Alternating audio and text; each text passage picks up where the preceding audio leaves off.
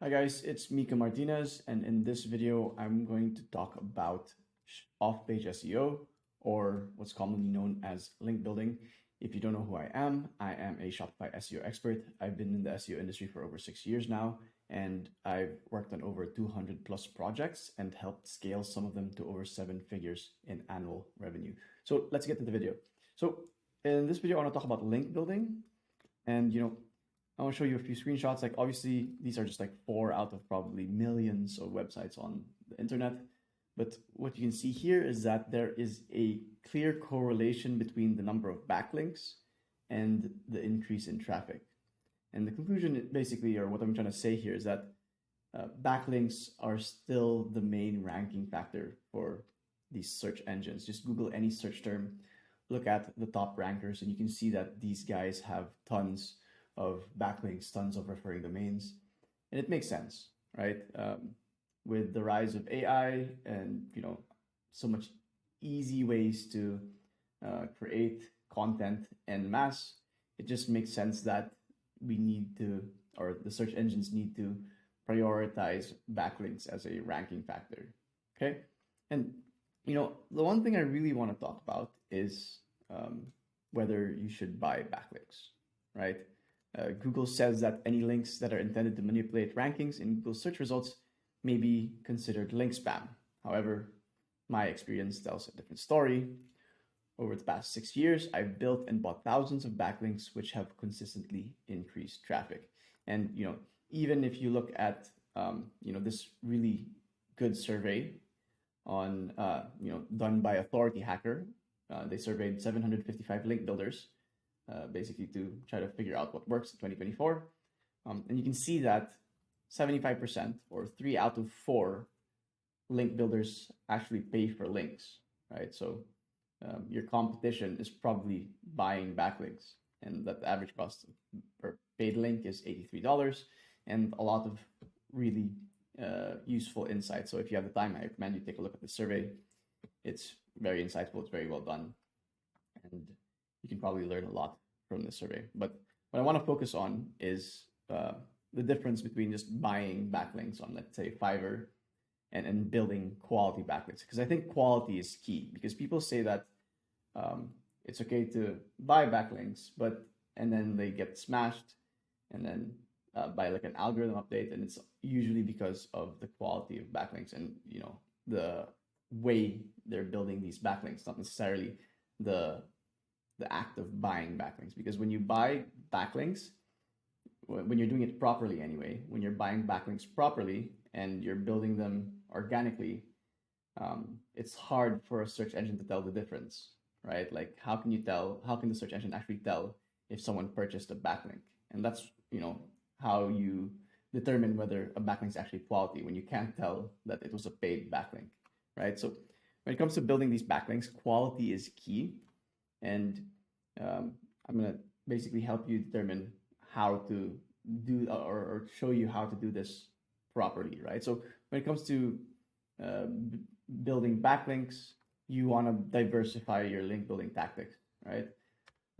We use tactics like Harrow, digital PR, guest posts and link insertions, link exchanges, podcast features, broken link building, creating linkable assets, unlinked brand mentions, expert roundups. When you diversify your link building tactics like this, your link profile looks more natural, right? Personally, like we actually build like 70% of our links through guest posts and link insertions.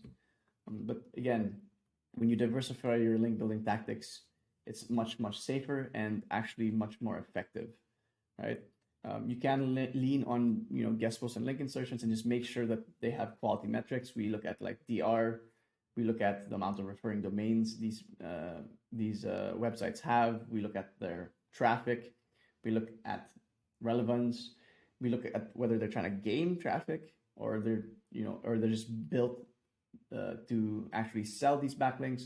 Those are all factors to consider when building building backlinks through guest posts or link insertions or niche edits, right? I think the key here is really just to make sure that you have diversified link building tactics and not just go 100% guest posts, right? That'll look unnatural. Real brands will have will be able to get links from different sources, right? Another thing that you want to take note of is that you want to vary your anchor text. And well, let's talk about varied anchor text first. You want to vary your anchor text. You don't want to use target anchors all the time. Like if you're trying to rank for handheld vacuums, you probably only want to have maximum like one target or basically exact match anchor text. Like so, handheld vacuum, you want only really want one instance of that, and then you want to vary the rest up to like partial match. You want to do like some links or even some brand anchors. Yeah, so basically you want to vary up the anchor text. There's numerous studies that show that over optimized anchor text will hurt the page. So you don't want like 20 exact match anchors for your like handheld vacuum page.